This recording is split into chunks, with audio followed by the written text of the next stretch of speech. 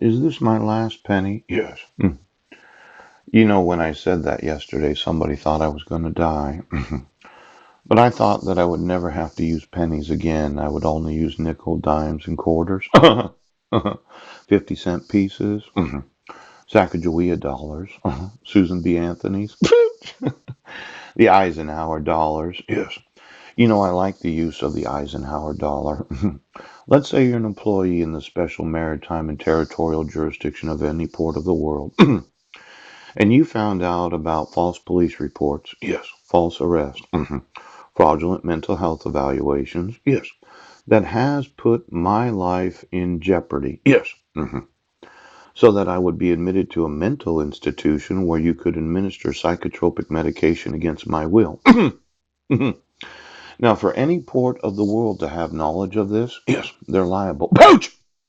And I'm going to want all the employees of the individual ports that are judges, yes, employees of courts, yes, and port police. Because I emailed the ports knowing of your fraud. Yes, you did. And they said, well, we just can't do anything. But today they're liable. Yes, they're liable for the knowledge that my life has been placed in jeopardy. Yes, every time you had a fraudulent arrest. Yes, he does. Every time you used a fraudulent mental health evaluation. Every time that you said I was mentally incompetent to stand trial, my life was put in jeopardy. My life was put in jeopardy in prison. Oh, in jail. Yeah.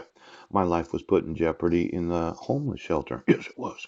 My life has been put in jeopardy for the last 8 years, 3 months, and 25 days because of the fraudulent issuance of that protection order on July 8th of 2011.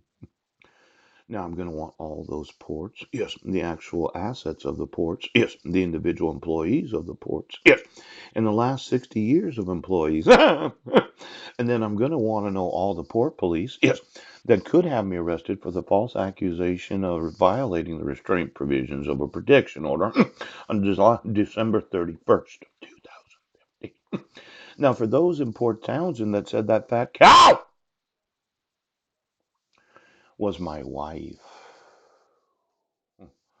I'm going to want the port and the port police, yes, and the port's jurisdiction, yes, and the port courts, yes, because the way that I'm seeing it, yes, you had no problem putting my life in jeopardy, yes, for the last 8 years. Now, I emailed the ports because they have an obligation, yes, to support and defend the Constitution of this great nation. And then there are international port agreements, yes, that if they have any knowledge of fraud, ouch, kidnapping, ouch, treason, right now, they personally are liable for the knowledge that they have. Now, I'm looking for that $100 billion.